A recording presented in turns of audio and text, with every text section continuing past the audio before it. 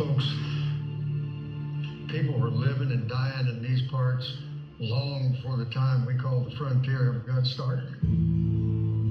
Yes, sir, at least 500 generations of Indians lived across what we call North America. By the time the white people came, the Indians across this land spoke over 1,000 different languages and dialects, and they were as different from each other as an Italian fisherman and a Viking warrior. The first native people in these parts lived 10 or 15,000 years ago. The centuries saw different groups come and go. Some were starved out by nature. Some moved on, likely to find an easier place to make it. And some were run out by other invading tribes. This is a hard land.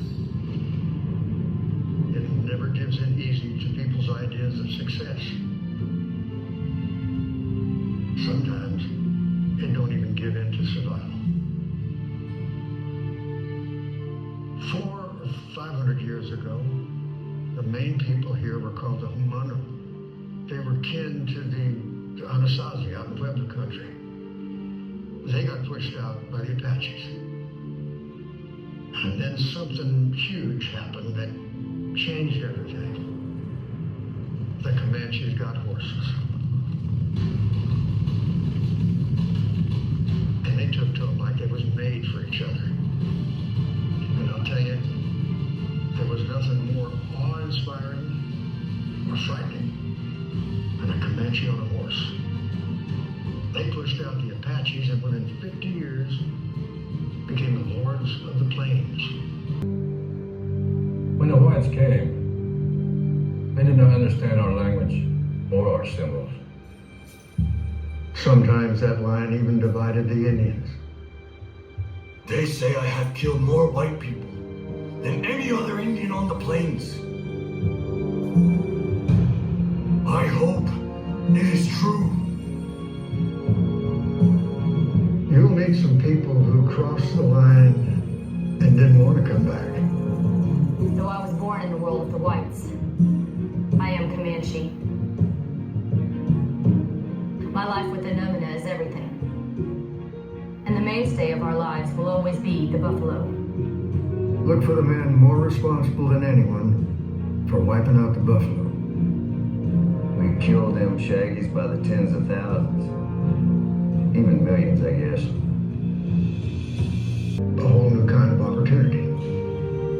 Cattle, wild longhorns, and trail drives to get them to market.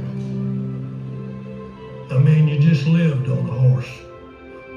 We called it putting out to sea because the prairie was like a mighty ocean. It was hard, dangerous work. There were wild places, saloons, gambling dens, you name it. There were good people, bad people, and some who seemed to move back and forth. You might have heard of some of the names: Wadder, Bat Masterson, and Doc Holliday. And you're going to meet the man who killed the most famous outlaw in the West. When a voice whispered, "Pete," I knew it was Billy. And I shot him. I shot him in the dark.